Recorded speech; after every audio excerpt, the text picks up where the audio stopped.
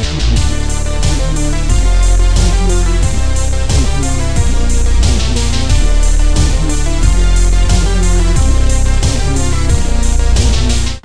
I'm Alex Gameworks here at SGC 2015, and can you tell us your name and what we're standing in front of? Hi, I'm Kyle Pittman. Right now we're looking at Super Win the Game. This is a game I released last October on Steam. I just recently updated it with some new levels, some free DLC, so we're showing that off this year. All right, very cool. So immediately playing this game, the first thing that jumps out is definitely the aesthetic, like what it looks like. Obviously, there's a lot of Zelda 2 in there, a lot of Mario 3, like even my cameraman behind the camera over there even pointed out that a level looked kind of like Goonies, like the SNES Goonies. So are there any specific games that you pulled from? Like what was your or was it just like the general era that you're going for? Like what's the inspiration for the way it looks?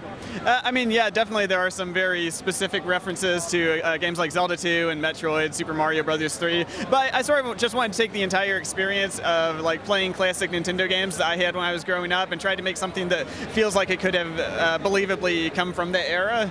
So that's where Super Win the Game came from. And I really like the attention to detail also, because there you have a CRT also on the screen that is realistically reflecting on the sides. Right. The thing in the middle, what led you to decide that? Because I feel like that's not something that like you automatically think of to do. So is that just inspiration? Just did it, or? That's something that like I have a background as a graphics programmer, as a hobbyist. So it was something that I had thrown together for a game jam one time. I've just kept developing it over the course of a few different games. But yeah, for Super Win the Game, it's totally customizable too. Like you can turn the effects off if you want. You can also tweak like how much curvature there is, how much reflection there is on the screen. All that stuff is totally customizable. And I just wonder, out of curiosity, like, because in old CRTs, like the game looked like that just because that's how it looked. But is it a difficult process getting it to look like that on like an HD TV? Like, is it hard to make it look bad in a good way? Is that a difficult process? Yeah, I mean, I definitely sort of had to like research why old technology looked the way it did, and then try to recreate that in a way that was, you know, fast and performant on modern hardware. So it was a learning process, but I had a lot of fun with it, and I think the end result is pretty cool.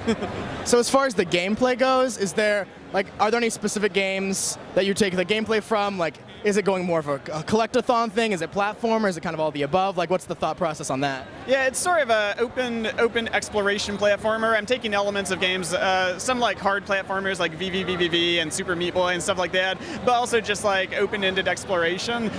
So yeah, it's something where I wanted to take like different elements of games I enjoyed and try to put them together in a unique way to make something that was its own experience. Is it at all procedural? Because playing through it kind of felt a little procedural, but I just wanted to... It's not, but my next game is going to be. So yeah. All right, I think we're good for that, so thank you very much. Thank you.